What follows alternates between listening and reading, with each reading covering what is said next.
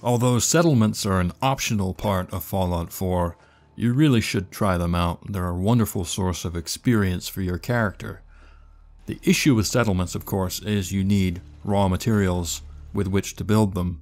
Now, scattered around within the green boundaries of your settlement are quite a few resources, and then smaller objects that fit in the player's inventory found outside of settlements can be returned and then either dropped on the ground and scrapped, as you see here, or they can be deposited for future use at the workshop station by using the transfer button and then the submenu to store all junk. Shouldn't be hard to find, and by doing that you leave the items for later use, and any resources hidden within those items are automatically drawn from when needed. Now here's the green boundary when in workshop mode. Normally there's a 5-second timer, and within 5 seconds you're kicked out of workshop mode. You can never pick any large items off the ground outside the boundaries of your settlement.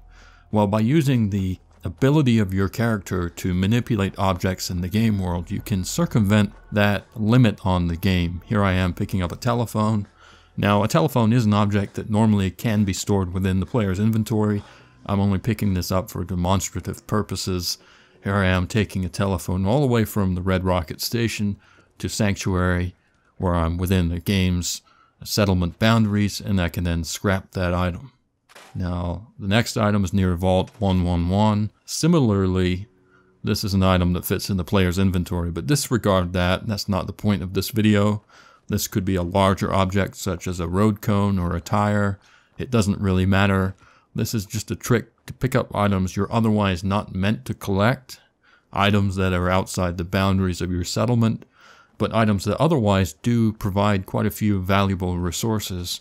This comes in handy very early on, perhaps when you're building your first settlement, but maybe later on at later settlements scattered around the Commonwealth.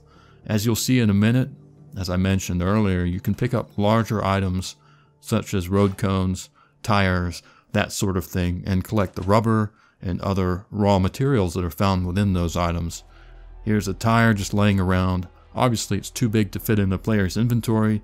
Nevertheless, you're able to manipulate it and run it back to base, where it can be dropped and scrapped for resources. So early on, if you're coming into shortfalls of a certain item, this might make the difference for you. Now if you're obsessive compulsive, it can also help clean up the clutter in the game world. It's not an issue for me, maybe not for you, but it's something to keep in mind. Don't limit yourself in this game. Think outside the box here and there, and you'll end up with a few more resources. So thanks for watching. I hope you found this video useful, and good luck building your settlements. Be sure to hit the like button on this video if you found it helpful, and stay tuned to the channel in the future. I'm getting into Fallout 4, and you can expect further videos on this game in the future.